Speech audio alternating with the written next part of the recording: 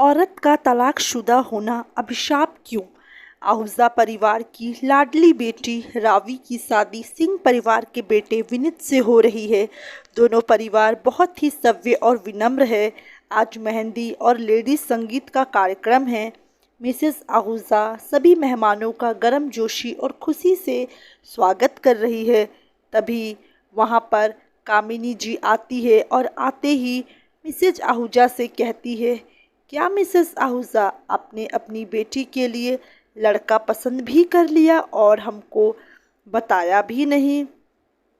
कौन है और कैसा है, सब ठीक से पता कर लिया है ना? अरे कामिनी जी, थोड़ा सांस ले लीजिए। हमने सब पता कर लिया है कि लड़का सीए है और प्राइवेट फर्म में जॉब करता है। सबसे अच्छी बात, पढ़ा लिखा और समझदार परिवार मिला है हमको अपनी रावी के लिए। मिसेस आहूजा ने कामिनी की उत्सुकता कम करने की कोशिश की। ठीक है, जब आपको सही लग रहा है तो मैं क्या बोल सकती हूँ। वैसे हमने भी आपको बहुत अच्छे अच्छे और अमीर घराने के रिश्ते बताएं। पता नहीं क्यों आपको ठीक नहीं लगा। वैसे इनके बारे में आपको किसने बताया? कामिनी जी रहस्यमयी अंदाज में बोली। मिसेस आहूजा दूर खड़ी एक लड़की की तरफ इशारा करते हुए बताती है कि उसका नाम तपस्या है और वह एक इवेंट ऑर्गेनाइज़र है। साथ ही उसका मैट्रिमोनियल भी है, रिश्ता प्यार का। उस लड़की को देखती ही कामिनी जी शॉक हो जाती है और मिसेस आहूजा से कहती है, कमाल करती हैं आप मिसेस आहूजा। एक तलाकशुदा लड़की जो अपना घर ठीक से बसा भी नहीं पाई, जो एक हफ्ते भी अपने ससुराल में टिक नहीं पाई, आप उसके बताए हुए लड़के से अपनी बेटी की शादी करा रही हैं। कामिनी जी ने यह बात जानबूझकर इतनी ज़ोर से बोली कि वहाँ सब उन्हीं को देखने लगे। फिर शुरू हो गया खुसुर फुसुर, कानाफूसी। सब तपस्या को अजीब नज़रों से देखने लगे। तपस्या, जिसने कामिनी जी की बातें सुन ली थी, कामिनी के पास आकर बोली, जी हाँ, मेरा घर नहीं बस पाया। एक हफ्ते में ही मैंने ससुराल छोड़ दिया और फिर तलाक ले लिया। हाँ, मैं तलाकशुदा हूँ, लेकिन आपकी तरह धोखेबाज नहीं हूँ। मेरे बारे में सब कुछ बता ही दिया है, तो यह भी बता दीजिए कि मेरी शादी के लिए वह लड़का आपने ही खोजा था और लड़के वालों से मोटी फीस लेकर आपने गलत जानकारी दी थी। तपस्या की बातें सुनकर मिसेस आहूजा ने तपस्या से पूरी बात बताने को कहा। तपस्या ने अपनी ज़िंदगी का सबसे कटु सत्य सबको बताना शुरू किया।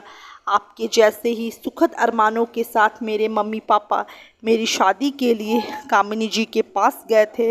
इन्होंने मेरे लिए बहुत ही अमीर घर का लड़का बताया और साथ ही यह विश्वास भी दिलाया कि बहुत अच्छा परिवार है, दहेज में कुछ नहीं चाहिए। यह भी कहा कि लड़का बहुत ही अच्छा है और कोई भी दोष या बुराई नहीं है, मुझे ससुराल में कोई भी तकलीफ़ नहीं होगी। इनके दिखाए झूठे विश्वास पर मेरे मम्मी पापा ने विश्वास कर लिया और उन्होंने लड़के और उसके घर वालों के बारे में कोई भी छानबीन नहीं की। तभी कामिनी जी बीच में बोल पड़ती है, एक तो बिना दहेज की शादी कराई, यहाँ तक कि शादी का खर्चा भी लड़के वालों ने ही किया। और क्या चाहिए आजकल लड़की वालों को। अच्छा, मैं चलती हूँ, मुझे कुछ काम याद आ गया है।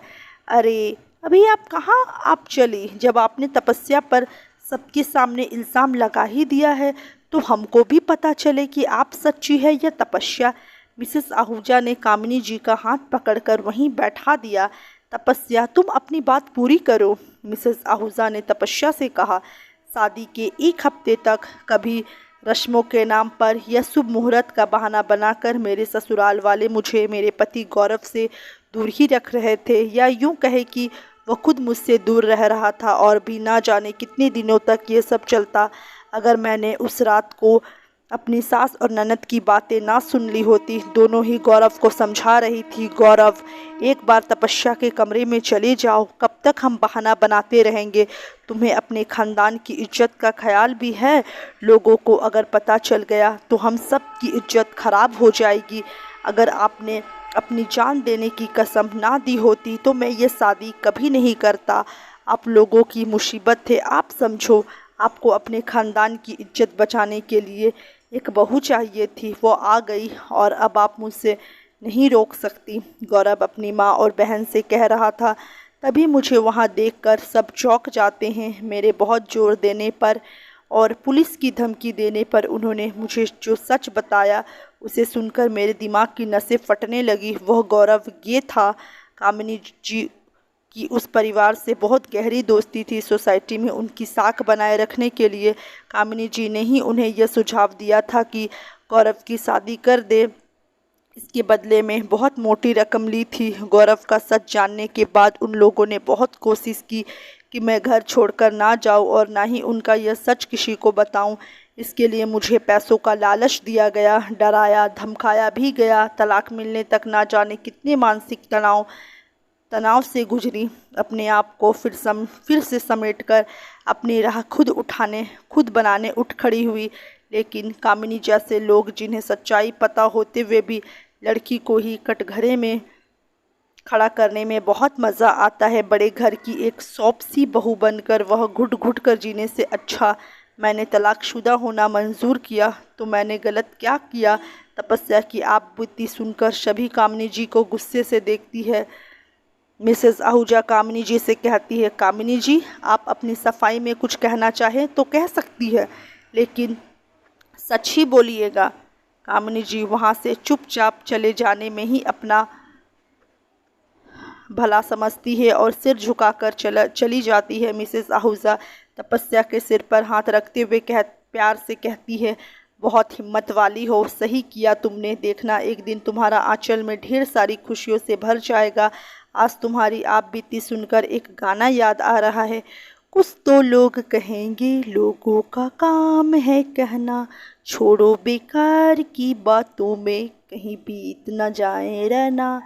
तपस्या मिसेस आहूजा के गले लग जाती है। तभी कोई चिल्लाते हुए आता है, शगुन की मेहंदी आ गई। और लड़के वाले भी सभी बारातियों का स्वागत करने के लिए द्वार पर चले जाते हैं। आज तपस्या जैसी तलाकशुदा बहुत लड़कियां हैं जिन्हें एक विद्रोही माना जाता है। ऐसी स्त्री जो खुद के लिए खड़ी है, जिसने समझौता या एडजस्ट नहीं किया या हार नहीं मानी। हमारे समाज में तलाकशुदा महिलाओं को सामाजिक वर्जनाओं के चलते ना तो घर में सम्मानजनक आश्रय मिल पाता है और ना ही समाज में उसे कुंवारी लड़की या विवाहिता जैसा सम्मान मिलता है। समाज के लिए एक तलाकशुदा खास तौर पर महिला को सम्मान के साथ देखना इतना मुश्किल क्यों है? उसे एक अभिशाप क्यों माना जाता है? अगर आप लोग को ये कहानी अच्छी लगी होगी तो वीडियो को एक लाइक ज़रूर करें और चैनल पर नए हो तो चैनल को सब्सक्राइब करना ना भूलें। मिलते हैं नेक्स्ट कहानी पर, तब तक के लिए धन्यवाद।